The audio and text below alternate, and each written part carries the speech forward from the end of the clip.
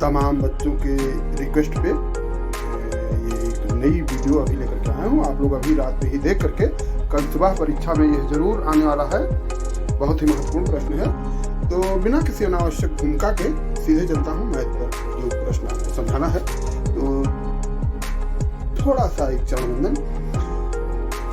चरण बंदन मैया का करके गुरुवर को शीश नवाता हूँ, ध्यान ईश्वर का करके आपको यहाँ पढ़ाता हूँ। अब आगे देखिए, चित्र में छायांकित भाग का क्षेत्रफल ज्ञात कीजिए यदि केंद्र ओ वाले, यहाँ पर वो रहेगा, केंद्र ओ वाले दोनों सकेंद्रीय वृत्तों की त्रिज्याएं क्रमशः 7 तथा 14 सेंटीमीटर है तथा कोण AOC 40 डिग्री है। देखिए ये दो वृत्त बने हुए हैं और कोण वो देखिए वो AOC और AOD दोनों बना हुआ है। देखिए AOC BOD ये आपका कोण एक ही कोण है दोनों का। तो आगे केंद्र वो वाले सकेंद्रीय वृत्त की त्रिज्या क्रमशः 14 सेंटीमीटर व 7 सेंटीमीटर है, इसलिए तब छायांकित क्षेत्र का क्षेत्रफल बराबर त्रिज्या खंड AOC का क्षेत्रफल माइनस त्रिज्या खंड BOD का क्षेत्रफल। देखिए ये OC और BOD का माइनस कर दीजिए, आ जाएगा। तब वृत्त का क्षेत्रफल क्या होता है, पाई R स्क्वायर, यानी पाई गुणे त्रिज्या। तो पाई का मान होता है 22/7 और यहाँ पर त्रिज्या आपकी 14 गुणे 14 है। जो बड़ा वृत्त है उसकी त्रिज्या 14 सेंटीमीटर है, तो 14 गुणे 14। और चूंकि जिस त्रिज्या खंड का निकालना है वो 40 डिग्री है और पूरी वृत्त हमारी 360 डिग्री की होती है, तो 40/360 है। और माइनस 22/7 गुणे 7, यहाँ पर छोटे वाले वृत्त की त्रिज्या 7 सेंटीमीटर, इसलिए पाई R स्क्वायर यहाँ भी, तो पाई का मान 22/7 होता ही है।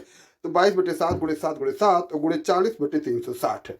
आगे जब इसे हम हल किए, आप हल करेंगे तो 22/7 गुणे 14 गुणे 14 और गुणे 40/360 तो आएगा 316 गुणे 9। 316 गुणे 9 नहीं रहेगा, ये बटे 9 रहेगा, 316/9 और माइनस जब दूसरा छोटे वृत्त का हल करोगे तो ये आएगा 154/9। 316/9 और 154/9, ये 316 गुणे जो लिखा है गुणा नहीं बटा है, बटा, और ये गलती से गुणे का निशान लग गया है। तो 616 गुणे के बजाय इसको बटा पढ़ा जाए, अपान, यानी 616/9 माइनस 154/9 बराबर 462/9। और जब इसे हल करेंगे तो 51.33 वर्ग सेंटीमीटर ये आपके छायांकित भाग यानी ABCD का क्षेत्रफल आ गया।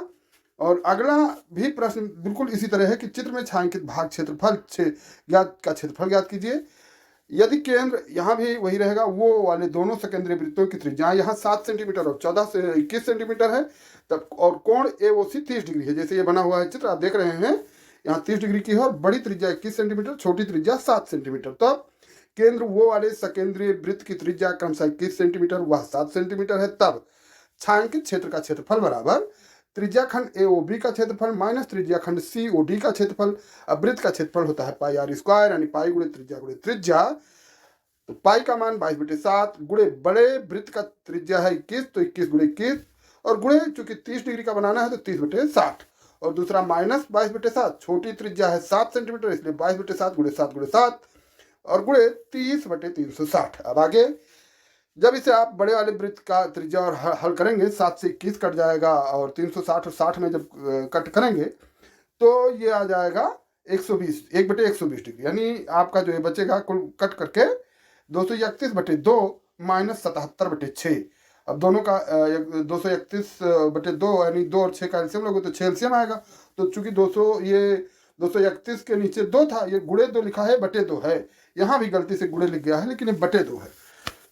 तो जब 2 और 6 का एलसीएम लिए तो 6 आया, यानी 231 को 3 गुना बढ़ाना है तो 693/6 माइनस 77/6 और जब घटाएंगे तो 616/6 आ जाएगा।